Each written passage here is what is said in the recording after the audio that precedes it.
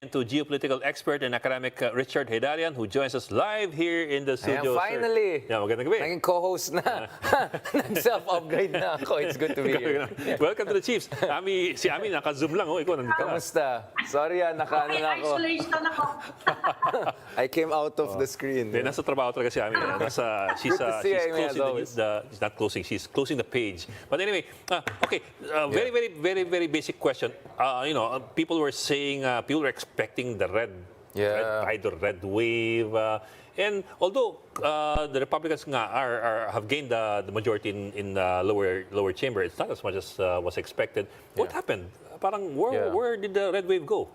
Yeah, actually, interestingly, 3-4 months ago, may poll ang New York Times, which was suggesting that because of the Roe versus Wade case, kung saan the abortion rights were overturned, the expectation was the college-educated white Americans, Caucasian Americans, and suburban women will rally behind Democrats. Therefore, the Democrats will do much better than expected.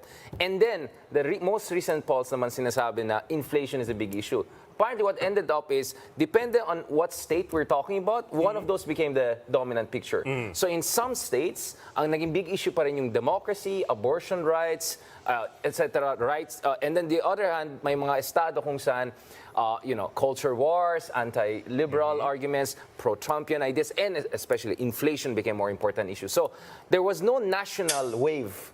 There were waves on the level of the state, depending on what was the dominant discourse in that state. There were ripples all over the country. So it's like an ocean with different directions rather than one big wave all across the ocean, right? So yun ang nangyari. Kaya nga hindi nakuha ng mga polls very accurately. But the other reason is that you would always expect, because hindi katulad ng Pilipinas. Diba sa Pilipinas, parati pro-incumbent yung mga midterm elections kasi may advantage Super ka. majority o ano. Baliktad ng Amerika, dahil ayaw ng mga Amerikano na masyadong concentrated ng power in one party, they tend to vote against the incumbent. Pag midterm elections, Especially, yeah. So Trump lost 40 seats plus, Obama 50 seats plus, Clinton 60 seats plus. So the expectation was, because Biden is super low approval, 40% barely, there's just no way that he's not going to be shellacked. Again, I'm going to use the term, diba? So the red wave was like the common sense based on the historical trends, right? And American political psychology. Well, guess what? This year was completely special. Again, we saw a new unprecedented situation whereby people were voting about what they felt was the most existential threat to America, whether it was threat to democracy and abortion rights, women rights, or they felt it's the mishandling of the economy, inflation, etc. Kaya nakita natin itong outcome. So, ironically, once again, Uncle Joe Biden defied all critics. In 2020, he had a kind of an interview with New York Times and he said, hindi pa ako patay and I'm not gonna die anytime soon. Kasi people keep on counting him out. Saying it's actually funny because they lost the House, pero he's saying it was a good day. Yeah, because it's gonna be, kasi kung masyadong close yung fight, mahirapan yung mga Republicans to completely dominate all the committees. Well, let's bring in Ami. Ami, sorry. Sorry, Ami, Because it's not a tsunami, it's just ripples. Exactly. Si Biden ngayon, it's very optimistic that the Democrats might actually get to control the Senate. Tama ba yun? Is that over-optimistic? So malalaman lang natin yan next month. So Georgia, once again, will be very, very big. If Nevada and Arizona, so there are 3 states left, no? Arizona, Nevada, and Georgia. Georgia, clear na walang nanalo ng 50%, so it's going to go for a runoff. Once again, Georgia will be a big one. But if Republicans get both Nevada and Arizona, I think medyo tapos ng laban. No? But if they go split, Arizona goes to, let's say, Democrats and Nevada goes to Republicans, then I think it really goes down to Georgia, which everyone's expecting. Pero bati dun sa congressional fights, kasi 400 seats yan eh. We won't also know the results in many, many states for days, if not weeks to come. So, baka abutan tayo talaga ng end of the year bago natin malaman what's going to be the fate of the U.S. Congress. It's going to hang in the balance, which ironically is a good thing for Democrats because they were expecting they'll totally lose that. And let's not forget, there's a big factor. The U.S. Supreme Court is now very conservative. So maybe it's also possible na sinasabi ng mga ibang Amerikano na, yes, the president is Democrat, but if the Supreme Court is more conservative, then maybe we should not go pro-Republican per se in the Congress. Because in the past, that's not the case. Medyo mas balancing Supreme Court. But because Trump was able to railroad 3 Supreme Court justices, it has completely changed the dynamics of the overall American checks and balances system. But is it safe to say na walang party na nagkaroon ng significant majority in this election? Yeah, I think Amy also has a question. Yes, Amy. No, so what will be the impact on the Philippines kung sakaling pag-usapan both natin. chambers parehong, or kung makapasok ang mga Democrats sa Senate? Yeah. Or Right. will there be a difference at all? Yeah, I mean, marami, no? I mean, it may not be as apparent, but unang-una, wag natin kalimutan, noong 2013, si President Obama hindi nakapunta sa mga, I think, Asian-ASEAN summits dahil nagkaroon ng shutdown yung government nila sa sobrang toxic yung mga awayan doon sa loob ng Kongreso because it was totally Republican, right? He lost it. So, clearly, may correlation between domestic mess and the ability of American presidents to responsibly project power and support us. Aliada tayo ng Amerika. So kung medyo unstable, dysfunctional America internally, they're not going to be the very reliable ally we need them to be, no? At the same time, kung super divided yung House, kasi balance, it doesn't mean na kung Republicans hawak isa at Democrats yung isa, may magandang balance. No, it could be complete dysfunction, right? And kung may dysfunction in America, how are they going to compete with China? How are they going to make decisions on helping the Philippines, on good governance, on AFP modernization, on West Philippine Sea, on Taiwan, right? So, gusto mo sana yung isang situation kung saan there's sufficient power by each side so that they are forced to work together. Yeah. But if there's complete imbalance, right, even though it looks like balance on the surface, then U.S. will not be able to project power. The second one is, of course, the ideological, psychological momentum. Sa Brazil, just the other week, natalo ang authoritarian populist na si Bolsonaro, and Lula was able to pull off a very slim victory, no? Because he built a coalition with liberals and progressives. So in the US, we see Democrats also doing pretty okay because they have a wide coalition. So for me, I think the lesson is very big. So for Filipino liberals, progressives who feel that, you know, they don't know about where the Philippines is going, maybe they can also get lessons and inspiration from Democrats who did well. So one person I want to emphasize is Fetterman, who just won the Senate race and flipped Pennsylvania, which has been controlled by the Republicans since 2010, no? What is he? Look at it. Sa isang banda, he's very progressive, more like Bernie Sanders than Biden. But on the other hand, folksy siya. He can speak the language of people. He's a Harvard Law graduate, but he doesn't speak like a Harvard Law graduate. He dresses up like an ordinary Joe, right? Average Joe. So I think that's also a role model, that kind of an archetype that can work everywhere, including the Philippines. Siguro, if you want to fight for democracy and progressive values, wag kang mag-English lang, or wag kang mag-highfalutin. Maybe you have to speak and embody your convictions in a way that is relatable sa masa. So for me, despite the big differences between U.S. and the Philippines, I think there are lessons we can learn from there. And lastly, of course, if the more extreme Republicans had won and controlled the Congress, you can imagine there could be even more gridlock, and who knows what kind of extreme policies that could come in, which could adversely affect Filipino Americans, because at the end of the day, our relatives, Filipinos, are minorities. And let's be honest, far-right ideas are less amenable to them and less helpful to them than, let's say, progressive ideals, right? I don't want to be biased, but let's just be real about it. So that's what you mean when you talk about dysfunction, you're referring to gridlock and stalemates where government practically grinds to a halt, or there is no decision that is clearly made. Yeah, and actually what I'm watching for is almost certainly manalong Republicans sa Congress. I mean, the lower house, I mean. No, the Senate, I don't know. But I just don't know the margins, maybe 2-1. So ang tanong is, who will get the committee chairmanships? Now, they are super extreme candidates, like Marjorie Taylor. I mean, mga ganun, like who are like, but she might get a committee. She might get a committee? Or she might get a top position that's in a committee. You get what I'm saying? And that will have huge implications about what's going to happen in the Congress. So, ang tanong dito is, hindi lang anong partido magkokontrol, anong paksyon sa loob ng anong partido magkontrol ng anong committees. So, actually, ang ginagawa namin ngayon, I mean, I'm watching the tweets, message from friends in DC is, ano magiging committee allotments? Kasi kung some of the more extreme QAnon people make it to the top committees, it could make Ways and Means, Foreign Affairs. Then who knows what's going to happen in the US, right? Sorry, Ami. Balik ko pa rin sa Pilipinas, will there be an impact on relations between Washington and the Marcos administration? Whether Democrat or Republican ang manalo, anong impact? Right. I think this is where I don't want to use the word praise, but I think this is where we have to give credit where credit is due to President Marcos Jr., who I think has a very effective, let's just call it balanced multi-vector strategy, which will appeal to any party, whether Trump, whether Biden, whether DeSantis, whether Kamala Harris. I think anyone can work with Marcos Jr. because Marcos Jr. has presented himself as a statesman who can work with any American administration, because his fundamental concern is to have a strong alliance that benefits the Philippines.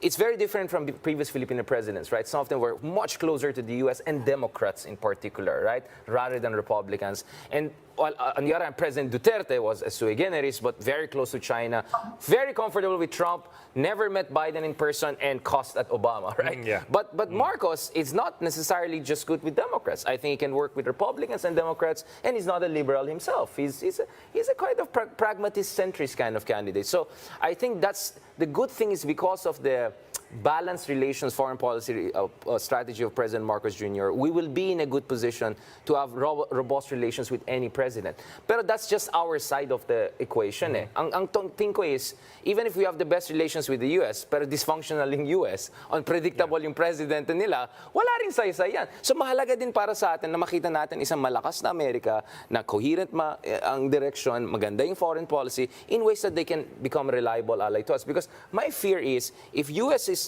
divided and dysfunctional, that will encourage China. Yeah. That will encourage Russia. We know, for instance, that Trump is very comfortable with Putin. We know, for instance, that many Republicans are pushing for reduction of aid to Ukraine if they take over. That's why we're watching what's happening. And if Ukraine doesn't get support, Taiwan is going to be scared. If Taiwan is going to get scared, it's going to affect China. Well, guess what? We're next to Taiwan. Do you get what I'm saying? Lahat yan connected yan eh. So while I agree that in terms of personal rapport, I think Marcos Jr. can work with either Trump, DeSantis, Biden, whoever. The fact of the matter is that it mahalaga din anong klaseng presidentang meron sa Amerika at anong klaseng internal politics na meron sila. Because malaking impact ito pagdating sa American networks of alliances and posturing dito sa part of our world. Yeah. But their presidential election is still 2 years away. Sure. In the meantime, in the next 2 years, may linaw ba kung ano yung ano yung epekto sa atin kung Republican or Democrat controlled yung Congress tsaka yung Senate? My sense is, of course, if Democrats keep on doing well, meaning they'll win again in 2024, and somehow hold on to Senate, etc., I won't be surprised that down the road, maybe America will be much more focused. Remember, one thing that makes Biden different is meron siyang democracy summit. Meron siyang democracy promotion agenda. My sense is if Biden wins another 4 years and Democrats do decently in the Congress and all, and I don't think Republicans will be entirely against promotion of democracy, although Trump is more confident with it. May epekto yan sa Pilipinas eh, di ba? Kasi ngayon, magandang relationship with the Philippines, but if there are concerns with human rights, yung nangyari kay Percy, if, extrajudicial killings, at some point, even if Biden doesn't talk or Kamala Harris doesn't talk, the U.S. Congress will talk or U.S. senators will talk. So that will still affect our bilateral relationship. And so the good governance agenda will be much more powerful in U.S. foreign policy. But I think if someone like Trump wins, it's going to be more transactional. Ano makuha ko sa Pilipinas, ano maibigay ko sa'yo, ano epekto ito sa aking laban with China or relations with Russia. So it's going to be very different. So my sense is a Democratic president will be much more ideological, much more concerned with democracy promotion. So that could create some complication 2-3 years down the road. And of course, what's going to happen in 2024 is already decided now. Biden is going to run. I doubt Biden will not run after this. He has done better than any Democrat since JFK, right? So I think he's going to run, even if medyo my concerns.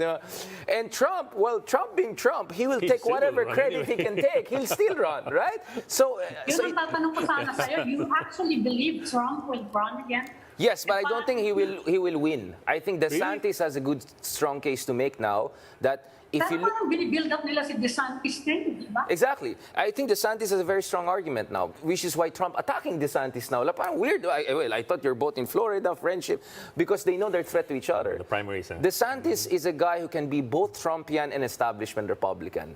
Meron siyang two sides na ganun. Trump is Trump, right?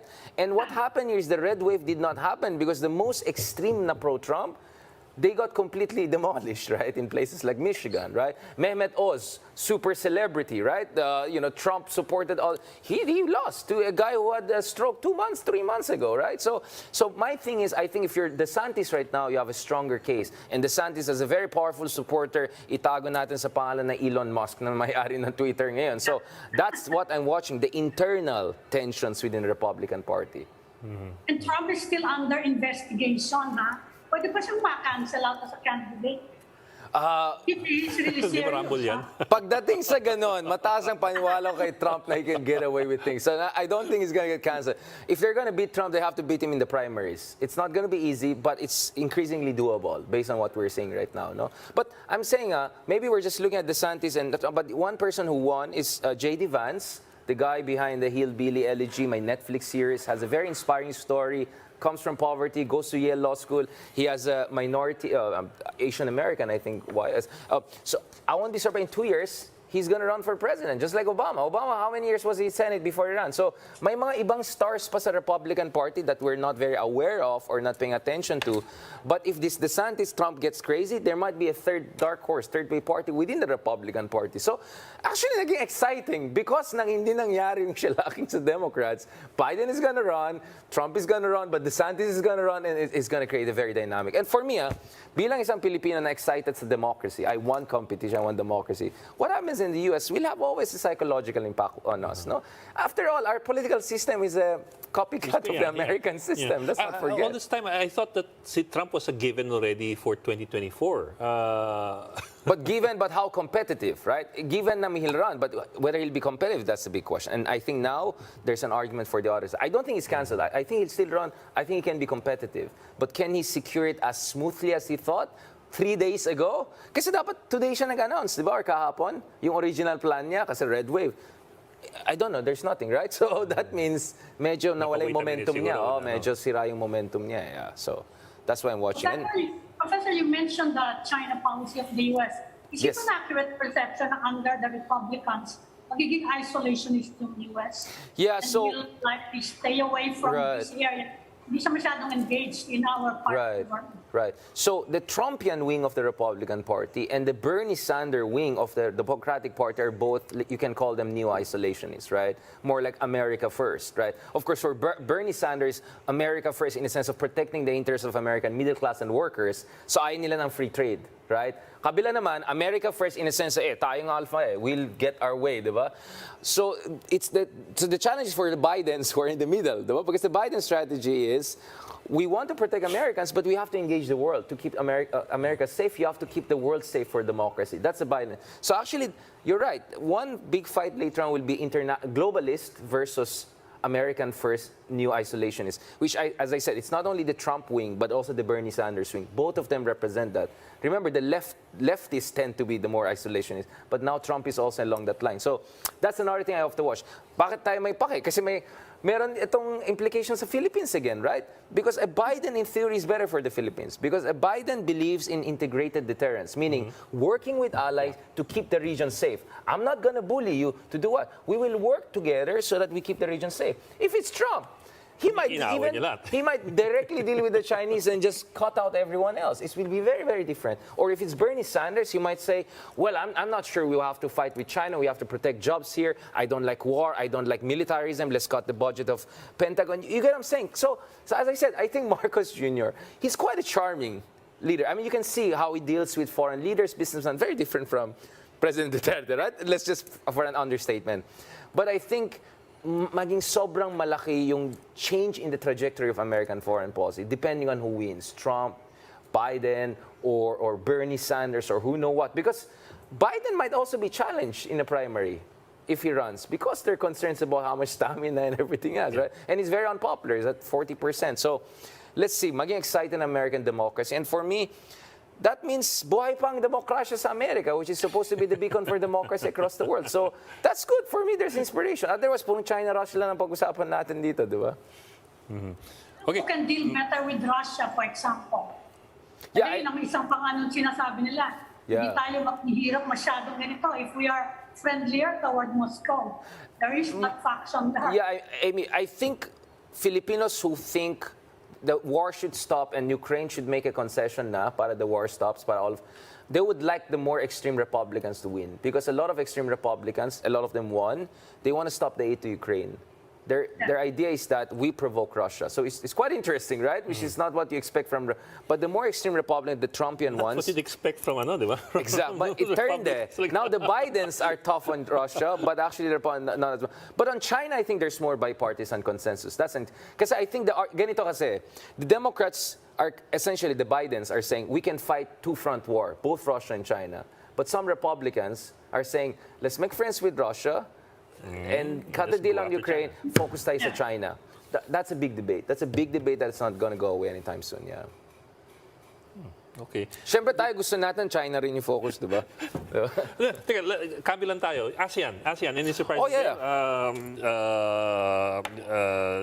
Bongbong was hoping to be able to bring up several issues, including yung sa Code of Conduct. Sa West Philippine Sea. Right. Pero wala.